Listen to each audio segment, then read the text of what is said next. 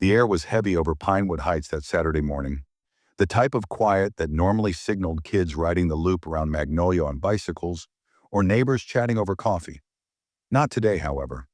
Today, my wife, Amelia Harper, was pushed into the back of an SUV, wrists in cuffs. Her only offense? Being bold enough to begin a petition opposing the HOA's draconian 300% fee increase. Men invest with HOA police written on them accused her of causing a disturbance, their voices dripping with fake authority. I was paralyzed, heart pounding in my chest, as one of them took a call. His face went white. Why was the governor himself calling about Amelia? We'd called Pinewood Heights home for 15 years, a suburban haven built on trust, block parties, and porch front laughter. That all changed with Loretta Grayson, a Wall Street exile with slicked back hair and a smile sharper than her suits. She slithered onto the HOA board with promises to modernize and boost property values. 3 months later, she was president, and overnight our peaceful neighborhood morphed into a surveillance state. Fake cops, silenced residents, fear. This is how Amelia's bravery unraveled Loretta's corruption, how our world nearly shattered and lit a fire that reached the state capitol. We'd raised our daughter, Lily Harper, beneath these oak-lined streets, watched her grow from pigtails to college years.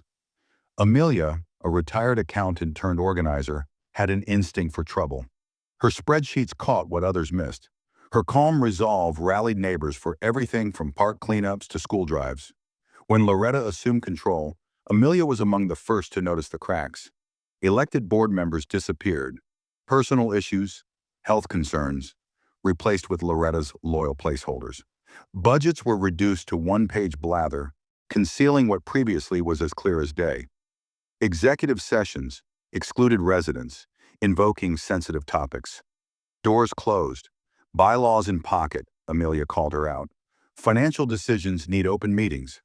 At one board meeting, Loretta switched off her mic with a self-satisfied smile. "We know better than you. Trust us." But Amelia didn't trust her. She dug in. The letter came out of the blue on a Tuesday. I walked in with the mail, envelope beaming with HOA logo. Halfway through the sip, Amelia read from it. Effective immediately, charges go up from $150 to $450 a month for critical infrastructure enhancements. Her tone went up. 300%? Without voting? She took the HOA codes. Her pen sliced across it. Anything greater than a 20% rate change had to be a 2/3 community approval. 60 days notice. Explanation. Loretta hadn't followed any of this. That evening, George Pierce, a Vietnam War veteran who'd been there longer than we were, appeared on our doorstep. Shaking his hands, he clutched his letter. "I don't see how I'm gonna pay for this," he murmured. "This home, it's everything I own." His fear ignited something in Amelia. She poured through HOA documents, vague admin fees, security initiatives, with no receipts, shady consulting gigs. "These numbers don't make sense," she muttered, her accounting instincts firing on all cylinders. By dawn, Amelia had drafted a formal records request. She cited transparency laws and hand-delivered it to the HOA office. Loretta stood there, smile cold. "We'll review it," she said, "but troublemakers never last." 2 days later, denied.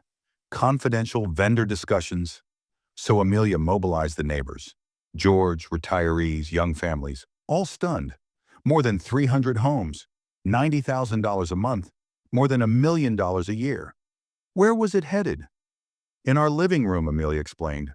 "This is a cash grab. They're counting on us staying quiet." Her solution? A petition. Freeze the increase. Require 2 years of accounting records. Mandate a board election. I stood beside her, but I felt the discomfort. "Loretta plays dirty," I told her. Amelia responded, steel in her voice. "So do I, when it's right." Our kitchen became headquarters. 10 neighbors divided up the neighborhood, canvassing. Amelia kept track of every signature on a spreadsheet. The petition was airtight. Pause the fees, open the books, boot Loretta's cronies. Shock turned to anger. In a week, 85% had signed. That's when Loretta hit back. Black SUVs followed volunteers. Community security took pictures in front of supporters' houses. Former board member Ellen Tate met Amelia in hiding. Loretta threatened me with violations if I didn't go along. Contractors overcharge. She skims a cut. Ellen said she would testify, pleading we hide her until it was safe. The threats mounted. Anonymous letters, late-night telephone calls, automobiles parked outside endorsers' residences. Her security consultants said they were protecting the block. Amelia discovered a tracker under our mailbox. Our neighbor Rick, a techno-whiz, verified. It recorded each mail pickup. They're watching us, Amelia told me. It's not about money, it's about control. She went all in, police reports, home cameras. The petition reached 200 signatures. She called for a park meeting, as Loretta had prohibited use of the community center. Yard signs vanished overnight, replaced with official-looking HOA notices. Unauthorized signage. Amelia simply smiled. Print more. Tomorrow we take it back. And then Saturday, catastrophe. Amelia had slipped out early to get ready. I assisted George in preparing his speech regarding the burden of the hike. My phone rang. I was interrupted by Clara Walsh, our neighbor. They've cuffed Amelia, she explained, at the park. I dashed out the door, adrenaline coursing. At the park, an SUV labeled HOA police contained Amelia in the back. 2 males wearing vests guarded her. Passers-by yelled, filming. What's the charge? Disruption. False information, one snapped.